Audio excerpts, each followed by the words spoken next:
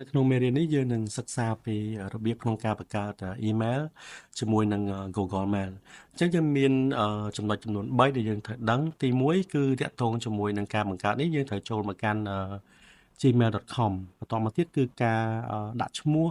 អ៊ីមែលរបស់យើងអ្នកទាំងនេះអាចដាក់ឈ្មោះខ្លួនឯងផ្ទាល់ឧទាហរណ៍ថាអ្នកទាំងនេះមានឈ្មោះតារាអញ្ចឹងអាចថា dara@gmail.com អញ្ចឹងបើយើងមានឈ្មោះថាពុទ្ធីយើងអាចប្រើពាក្យឈ្មោះថាពុទ្ធី @gmail.com ហើយនឹងចុងក្រោយគេជាមួយ password ប៉ុន្តែចំណុចនេះអ្នកទាំងនេះត្រូវចាំថាมันប្រកាសថារាល់អ៊ីមែលដែលយើងដាក់ឈ្មោះទាំងអស់ហ្នឹងគឺមានទេដោយសារតែអាចមានអ្នកប្រើប្រាស់ផ្សេងៗហ្នឹងដែលមានឈ្មោះដូចយើងហ្នឹងគាត់អាចដាក់ដូចជាស្រេចអញ្ចឹងណាអញ្ចឹងចំណុចនេះបើក្នុងករណីដែលគ្នាយើងដាក់ឈ្មោះអ៊ីមែលទៅស្រាប់តែអ៊ីមែលហ្នឹងមានប្រើប្រាស់ហើយអញ្ចឹង Google វានឹង suggest មកថាវានឹងណែនាំជាមួយនឹង address មួយទៀតដែលផាកផាយជាមួយឈ្មោះយើងឬក៏យើងអាចថាដាក់ជាឈ្មោះអ្វីក៏បានដែរឲ្យថាយើងអាចចំណាំអាចថាស្តៀងឈ្មោះយើងឬក៏ឈ្មោះយើងហ្នឹងជាឈ្មោះថែមកតុយជាលេខជា number អីផ្សេងជាដើមអញ្ចឹងណាអញ្ចឹងចំណុចទី1នេះគឺយើងចូលមកកាន់browser មិនថាយើងបើក web browser មកបន្ទាប់មកយើងវាយពាក្យថា gmail.com អញ្ចឹងណាអញ្ចឹងពេលវាយលើកដំបូងគឺយើងនឹងឃើញវាបង្ហាញ page មួយឲ្យយើង log in មិនថា sign in ហ្នឹងគឺសំដៅទៅលើការ log in ចូលទៅកាន់ email របស់យើងប៉ុន្តែចំណុចនេះយើងអត់sign in ទេមិនថាយើងអត់ log in ចូលទៅកាន់ email ដើម្បីមើល email ទេគឺយើងត្រូវការបង្កើត email ថ្មីសម្រាប់អ្នកទាំងអស់គ្នាដែលអត់ទាន់បង្កើត email អញ្ចឹងខាងក្រោមនេះយើងឃើញពាក្យមួយគេដាក់ថា create account កន្លែង create account នេះហើយគឺសំដៅទៅលើការបង្កើត email ថ្មីអញ្ចឹងយើងចុចលើវាមកអញ្ចឹងពេលដែលចុចលើវាមាន option ចំនួន3គេដាក់ថាទី1 for my personal use for my children for work or my business ចំណុចនេះយើងយកចំណុចទី1គឺ for my personal use បាទបន្តមកទៀតយើងនឹងទៅកាន់ page ទី2ដែលតម្រូវឲ្យយើងវាយឈ្មោះរបស់យើងផ្ទាល់អញ្ចឹងណាអញ្ចឹងចំណុចនេះយើងអាចដាក់ first name last name តែចំណុចនេះខ្ញុំដាក់អីក៏បានដែរអញ្ចឹងខ្ញុំដាក់ថា Dara last name ខ្ញុំដាក់ថា One Dara ហើយទៀតសោកមិនចាំបាច់ថាត្រូវដូច email ទាំងអស់ពេកទេយើងអាចដាក់ទៅតាម preference របស់យើងហ្នឹងមានថាបើសិនណាឈ្មោះយើងឧទាហរណ៍ថាឥឡូវតកូលយើងវ៉ាន់ដាដល់ពេលឈ្មោះរបស់យើងតារាអញ្ចឹងអាចដាក់ថាតារាវ៉ាន់ដាអញ្ចឹងទៅបន្ទាប់មកយើងចុច next អញ្ចឹងចំណុចទី3នេះគឺទាមទារឲ្យយើងបំពេញនៅព័ត៌មានដែលជាទូទៅ Google តម្រូវឲ្យយើងបំពេញព័ត៌មានដែលមានជា birthday មិនថាជាថ្ងៃកំណើតយើងអញ្ចឹងណាអញ្ចឹងចំណុចនេះខ្ញុំយកថ្ងៃ1យើងចាត់ដាក់សិនទៅក៏បានដែរហើយបន្ទាប់មកថ្ងៃខ្ញុំកើតខ្ញុំអាចថាយក01អញ្ចឹងទៅហើយឆ្នាំអាចថា1990ឧទាហរណ៍អញ្ចឹងចុះតោះគ្នាអាចដាក់ព័ត៌មានពិតក៏បានដាក់ព័ត៌មានคล้ายៗក៏បានដែរប៉ុន្តែកុំឲ្យក្មេងពេកយើងដាក់ខ្ទង់20ជាងអីទៅបន្ទាប់មកទៀតយើងជ្រើសរើសភេទចំណុចនេះយើងអាចយកបើសិនណាអ្នកនរនេះជាបុរសយើងអាចយក male ទៅបើជានារីយើងអាចយក female អញ្ចឹងខ្ញុំយក male បន្ទាប់មកទៀតយើងចុច next ពេលចុច next ចំណុចកន្លែងនេះគឺជាចំណុចដែលGoogle ឲ្យយើងនឹងបង្កើត address របស់ខ្លួនឯងដូចបានបញ្ជាក់អញ្ចឹងយើងអាចដាក់ថា One Dara ដូចថាខ្ញុំមិញខ្ញុំដាក់ first name Dara ដល់ពេលតកូលដាក់ One Dara អញ្ចឹងអាចដាក់ One Dara ទៅ One Dara ប៉ុន្តែมันប្រកាសថាឈ្មោះនឹងតនេបើសិនណាក្នុងករណីដែលថាអត់តនេមានឈ្មោះនឹងគេប្រើហើយ Google វានឹងណែនាំនៅឈ្មោះដែលស្តៀងនឹងអញ្ចឹងណាហើយខ្ញុំចុច next បាទអញ្ចឹងវាប្រាប់ឲ្យថានេះឥឡូវthat username is taken try another អញ្ចឹងមានថាឈ្មោះមួយហ្នឹងគេប្រើហើយវាឲ្យយើងប្រើផ្សេងទៀតអញ្ចឹងវាថានេះអ្វីដែលតនេមួយនេះហ៎ available មានថាឈ្មោះដែលតនេវាអាចថា Dara 6089ហ្នឹងទៅឧទាហរណ៍ណាអញ្ចឹងចំណុចនេះខ្ញុំយកពាក្យថា Dara V 6085អូខេសំទោសមិញខ្ញុំនិយាយថា89អញ្ចឹងចំណុចនេះខ្ញុំយកពាក្យថា Dara V 6085អូខេពូវាតនេអានេះវាសាក់ចេះមកតែម្ដងឥឡូវខ្ញុំចុចលើវាហើយវាលោតចូលក្នុងប្រអប់បន្ទាប់មកចុច next ទៀតចូលដល់ password ម្ដងសម្រាប់ password ទាំងអស់គ្នាត្រូវដាក់មានលេខមានអក្សរអញ្ចឹងវាថាហើយនឹងមានសញ្ញាអញ្ចឹងមានបញ្ជាក់ភាសាទៀតគឺយើងមានលេខមានអក្សរហើយជាមួយនឹងសញ្ញាអញ្ចឹងណា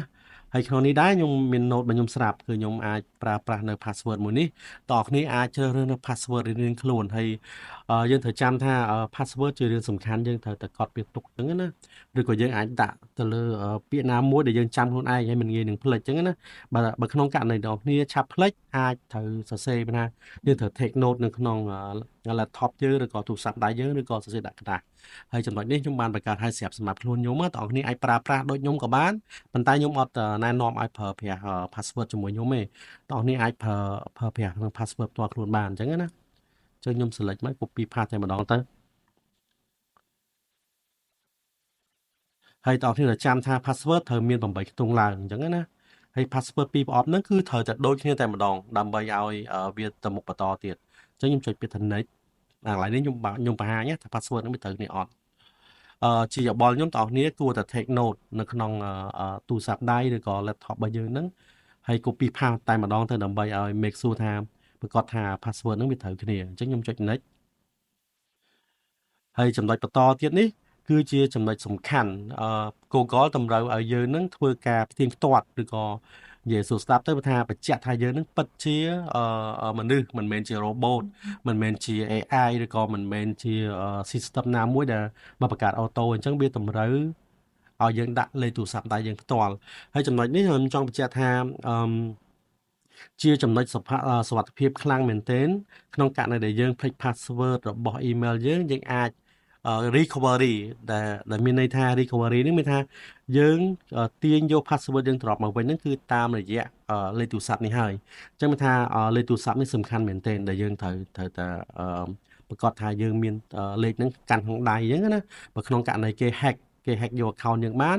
យើងមានលេខទូរស័ព្ទដើម្បីទាញយក password ត្រឡប់មកវិញអញ្ចឹងណាចឹងចំណុចនេះខ្ញុំដាក់លេខទូរស័ព្ទរបស់ខ្ញុំចូលក្នុងហ្នឹងហើយខ្ញុំសូមបិទលេខទូរស័ព្ទខ្លួនឯង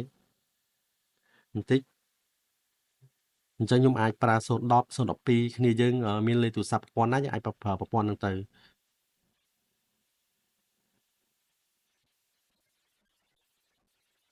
អញ្ចឹងបន្ទាប់ពីយើងវាយបញ្ចូលលេខទូរស័ព្ទហើយយើងចុច next បាទពេលដែលយើងចុច next ហើយអ្វីដែលយើងទទួលបាននោះគឺលេខ6ខ្ទង់ដែល Google ផ្ញើទៅទូរស័ព្ទដៃយើងតាមរយៈ SMS អញ្ចឹងយើងត្រូវយកលេខ6ខ្ទង់ហ្នឹងមកវាយបញ្ចូលឥឡូវនេះខ្ញុំបើកទូរស័ព្ទខ្ញុំហើយខ្ញុំវាយលេខបញ្ចូលដែលខ្ញុំបានទទួលពី Google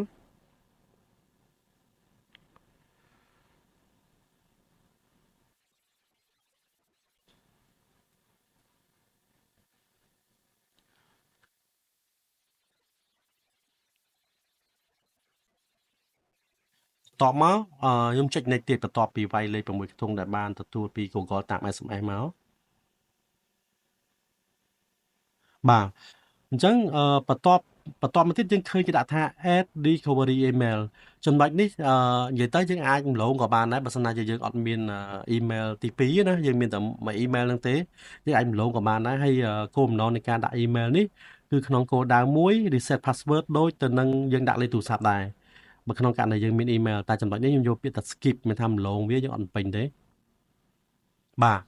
អញ្ចឹងពេលនេះមកដល់ចំណុចចុងក្រោយគេបង្អស់វាដាក់ថា review account info you can use the info when you need to sign in អញ្ចឹងថាព័ត៌មាននេះគឺជាព័ត៌មានដែលយើងត្រូវ sign in អញ្ចឹងណាអញ្ចឹងក្នុងនេះគេដាក់ថា dara v6085 នេះជា email ខ្ញុំដែលខ្ញុំបានបង្កើតហ្នឹងណាហើយខ្ញុំ take note វាអូខេខ្ញុំ take note email នេះទុកព្រោះខ្ញុំបានបង្កើតemail នេះខ្ញុំជំនួសឲ្យemail ដែលខ្ញុំអឺចាស់ខ្ញុំមានកម្រងដាក់វាតែឥឡូវខ្ញុំដូរមកនេះវិញណាអញ្ចឹងខ្ញុំដាក់ email នេះបញ្ចូលក្នុងនេះដើម្បី take note ខ្លួនឯងអញ្ចឹងនៃ password ខ្ញុំហើយអានេះលេខទូរស័ព្ទ recovery របស់ខ្ញុំអញ្ចឹងណាហើយចុច next ពេលចុច next វាឲ្យយើងអានជាទូទៅខ្ញុំមិនដែលអានដែរដោយសារវាច្រើនពេកវាដាក់ថា privacy in term មិនថាយើងត្រូវអានហើយយើងត្រូវ agree ជាមួយនឹងterm and condition របស់វាអញ្ចឹងណាអញ្ចឹងនេះគឺជា agreement របស់ Google យើង scroll មកក្រោមមកមិនរុញមកក្រោមមកយើងចុចពាក្យថា agree I agree បាទហើយសូមរងចាំបន្តិចអញ្ចឹងពេលនេះយើងបានជោគជ័យនៅក្នុងការបង្កើត email យើងចូលមកក្នុង inbox របស់ email របស់យើងហ្មងអញ្ចឹងណា បាទសូមអរគុណហើយសូមរីករាយជាមួយនឹងការបង្កើតអ៊ីមែល